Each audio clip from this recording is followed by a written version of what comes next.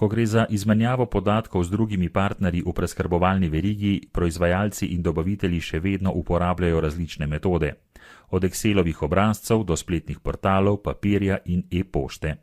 Ko se spremenijo podatki o izdelku, postanejo le-ti hitro zastareli, kar povzroča neskladja o podatkih med dobaviteljem in trgovcem.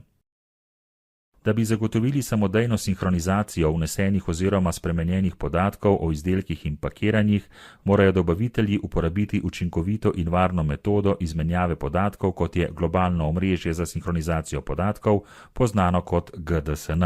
V GDSN so matični podatki povezani z identifikacijskimi ključi GS1, preverjeni in validirani.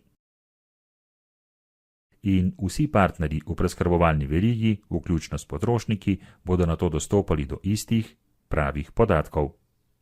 Toda ključnega pomena je, da so matični podatki o izdelkih in pakiranjih točni, da so izdelki in pakiranja izmerjeni, podatki pa izmenjani pravočasno in učinkovito prek GDSN.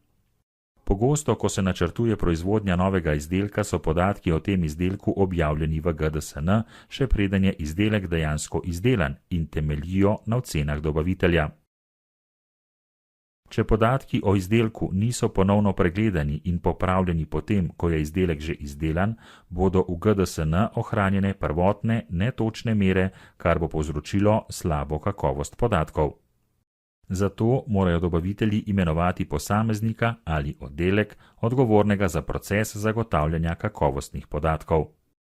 Da bi zagotovili dobro kakovost podatkov v celotni preskrbovalni verigi, morajo upravljavci podatkov, odgovorni za proces zagotavljanja kakovosti podatkov, narediti korak dlje in poleg izmer ob prvi proizvodnji izdelek še enkrat izmeriti, validirati in posredovati končne mere izdelka in ostale podatke o izdelku in pakiranjih v GDSN.